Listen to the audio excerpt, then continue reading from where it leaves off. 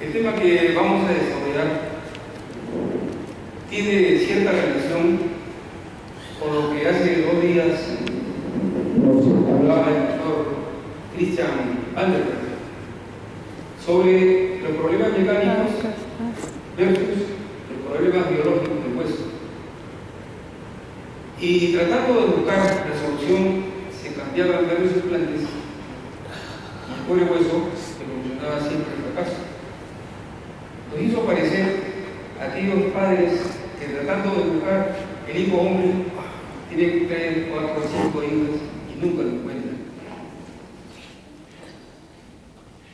El día de ayer estuvimos en Concepción y en el recorrido se los dio este amigo, no sé si se puede apreciar su problema, lo siguió desde la ciudad hasta el aeropuerto y estábamos todos esperando la avioneta y hubo una pequeña junta.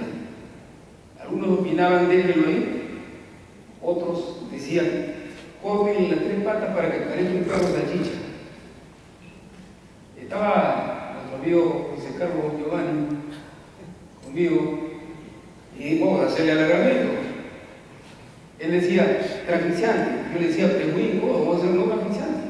Pero miren la cara del perro, estaba totalmente aturdido y decía, y si se aflojan los clavos, vamos a avanzar. Cuando se realiza osteosíntesis, en general, y con mayor razón, cuando realizamos fijación externa, hay muchas probabilidades de aflojamiento, que es el tema que vamos a conversar. Y tiene que ver mucho con la biomecánica. Si no comprendemos bien los conceptos que se deben aplicar, vamos a tener problemas y vamos a fracasar. En este ejemplo podemos ver cómo esta falla técnica quirúrgica ha creado una estabilidad estática negativa y, por supuesto, hay un aflojamiento y una perturbación de la consolidación. Estos problemas que pueden ustedes ver crean en el cirujano y el experto cierta confusión. Y generalmente se decide por cambiar de procedimiento de osteosíntesis con los consiguientes daños del hueso también y ocurre un fracaso óptimo.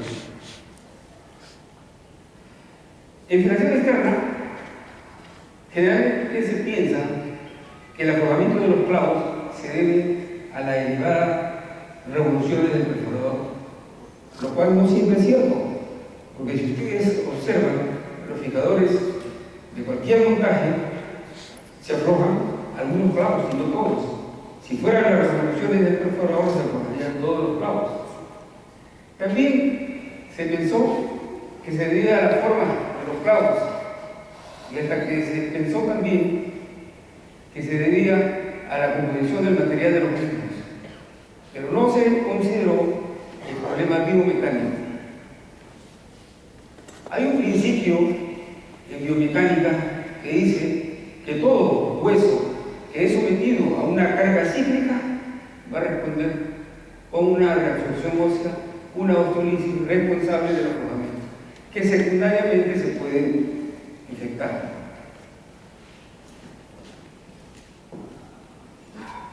Vamos a revisar estos conceptos porque conviene precisar, aunque posiblemente luego en el momento de las preguntas vamos a tener opción de dialogar e intercambiar experiencias. El objetivo de la fijación externa no solamente puede ser conseguir la estabilidad inicial, sino mantenerla durante toda la evolución, sobre todo cuando, así como nosotros, utilizamos el procedimiento de fijación externa en forma definitiva. No lo cambiamos a osteosíntesis interna. Hablaremos de la estabilidad y después de estos aflojamientos y sus complicaciones.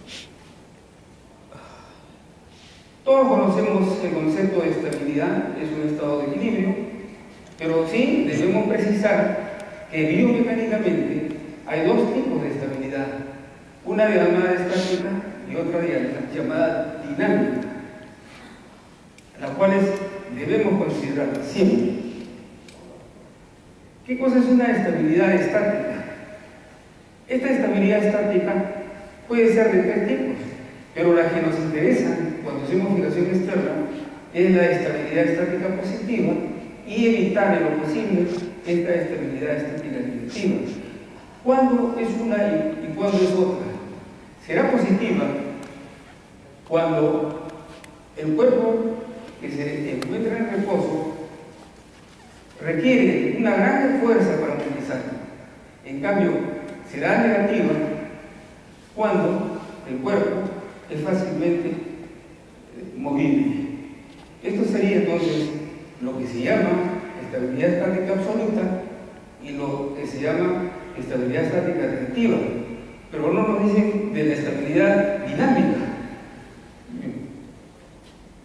El concepto de presión curva también es muy importante, como ustedes deben conocer. La estabilidad que conseguimos inicialmente cuando hacemos cualquier proceso de fotosíntesis siempre cambia con el paso del tiempo. Si esto no lo consideramos, y sobre todo en fijación externa, si no hacemos el seguimiento correspondiente y dejamos que disminuya, vamos a tener aflojamiento. La dinamización es la es la estabilidad dinámica. ¿A qué se refiere la estabilidad dinámica? Es importante porque lo vamos a usar cuando hacemos dinamización. Estabilidad dinámica es aquella estabilidad que se mantiene en un plano sin movimiento, pero en otro plano tiene movimiento. Ejemplo, el vuelo de un avión. Un avión tiene que estar estable, pero tiene movimiento. Entonces, este concepto regular nos va a favorecer la consolidación, mientras que movimientos desordenados van a provocar aflojamientos y problemas de perturbación de la consolidación. En cuanto a la inestabilidad, digamos que en el implante primero va a haber una fatiga y luego va a haber una ruptura. Esto crea complicaciones y todas van a perjudicar la consolidación. En el hueso, lo primero que ocurre es la reabsorción ósea, el aflojamiento. Primero es una osteolisis no infectada, luego se afloja el implante y puede complicarse, y aquí sí es osteitis. Pero inicialmente es una osteolisis. Aquí debemos corregir. La semana pasada estábamos en una reunión también con el doctor Duarte, solamente hablábamos de divulgación externa. Y se decía que se presentaron algunas diapositivas donde decían, ¿es problema del aparato o es problema del cirujano?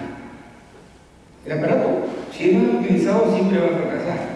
Lo que se debe hacer es una planificación para no fracasar. Nosotros utilizamos este procedimiento no transficiante, que se llama FAIR, y conseguimos la estabilidad, sobre todo, siempre utilizando doble clavo. Está demostrado biomecánicamente que ofrece menos posibilidades de aflojamiento que cuando se utiliza un solo clavo. Y como es un montaje de aluminio, siempre utilizamos doble tubo. ¿Por qué se pierde la estabilidad? Hay problemas prequirúrgicos. Hemos visto que la mala calidad del hueso, por diferentes motivos, es una de las responsables. Y esto es lo más importante. Si no se conoce o no se aplica bien la técnica quirúrgica, vamos a crear una estabilidad estática negativa susceptible de complicarse. El doctor Moñomani nos presentaba casos de corrección antes que ocurra la artrosis, efectivamente. Nosotros también pensamos que no debemos esperar que exista pseudoartrosis. Hay que actuar antes, en un estado de pre-pseudoartrosis. Hay que considerar el brazo de palanca, las corticales que son tomadas y el concepto que hemos visto de la presión pública. Problemas postquirúrgicos. Es muy frecuente ver que los pacientes son sometidos a carga precoz. Y nosotros siempre preconizamos. Una cosa es movilidad precoz y otra cosa es carga precoz. Los traumatismos, por supuesto, también pueden ser problemas de inestabilidad. Vamos a presentar este caso, ¿no?, que puede ser tratado de diferentes formas. Sin embargo, el cirujano opta por poner estos tornillos simplemente. Acá podemos decir que hay una reducción aceptable, pero es una estabilidad precaria, una estabilidad estática negativa que va a evolucionar al aflojamiento y a la perturbación de la consolidación. Carga precoz. Se produjo un fenómeno de dinamización en el peroné que produjo la consolidación. Pero vean en la fractura de tibia, se afloja, se fatiga el implante y se rompe, pero no consolida. Vamos a hablar también de los aflojamientos y de sus complicaciones, sobre todo de la unión clavo-hueso, que es lo que estamos desarrollando. Se dice que la composición de los clavos puede interferir y se ha preconizado también el clavo de titanio, pero en la experiencia que tenemos ni el titanio ni la cubierta de hidroxiapatita son responsables del aflojamiento. Por el contrario, la hidroxiapatita produce un fenómeno de osteointegración que crea dificultades para retirar. El diámetro de los clavos, como está escrito acá, cuanto más gruesos, mejor es utilizar perforación previa. En cuanto al tipo de roca, conocemos que hay clavos cónicos, pero cuando se presenta el aflojamiento, vamos a tener problemas porque hay que seguir introduciéndolos y a veces parece que fuera un clavo transversal. Y hemos visto que las reproducciones por minuto no son las responsables de los aflojamientos. Ya lo demostró Pistani en un trabajo que a menor velocidad, menor problema de elevación de temperatura, perdón, a mayor temperatura, a mayores revoluciones. En cuanto a las presiones externas, nosotros sí pensamos que estos son los responsables de los aflojamientos. Ocurre un análisis por la absorción ósea, como ya lo hemos visto, y tiene manifestaciones radiológicas, que se ve una sombra alrededor de los clavos, y también tiene manifestaciones clínicas, como producto de la osteolisis. Veamos un ejemplo. Aquí pareciera que este fijador externo está bien colocado, sin embargo viene en la posición del clavo, está suelto. Entonces se presenta un gran brazo de palanca y este clavo ni siquiera atravesó bien la segunda cortical. Entonces esto va a crear problemas de aflojamiento. Y así ocurrió, vean ustedes la sombra del aflojamiento, acompañado de manifestaciones clínicas del exudado. Pero es importante también que no nos asustemos. La solución es bien simple. No se necesita cambiar de procedimiento, ni siquiera colocar otros clavos. Aquí la solución simplemente es tensar el clavo y se recupera la estabilidad. Para terminar, vamos a presentar este caso donde vemos que se ha utilizado un procedimiento de osteosíntesis. Acá no ha habido carga precoz, pero sí hubo motilidad precoz. Se lo soltó al paciente y vean ustedes lo que ocurre.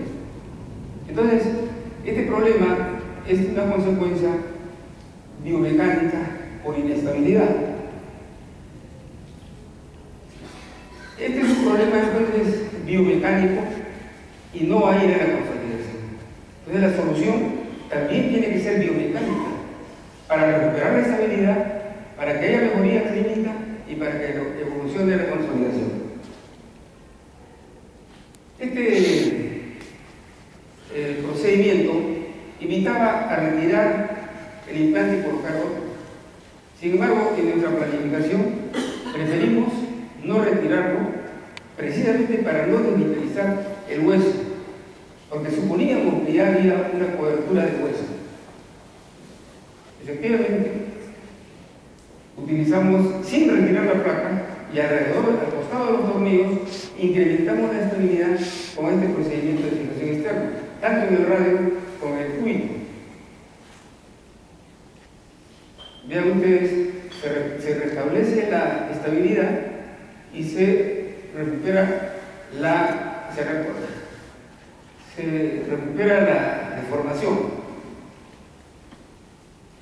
Acá hay un control de los 3 meses, tanto en el cúbito como en el radio, se ven puentes de consolidación y los edificios las sombras de aflojamiento tienden a desaparecer. Esta es la manifestación clínica. Sus cirujanos, pensando que era una infección, comenzaron a darle antibiótico, ¿no? Pero volvemos a decir que el problema no es una osteitis, sino es una osteolisis, que puede evolucionar a una osteitis, sí, pero mientras sea osteitis hay que actuar. Y así lo hicimos.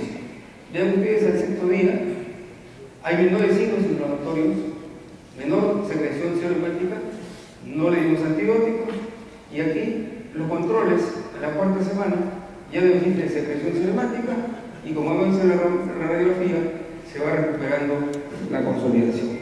Nada más. Muchas gracias.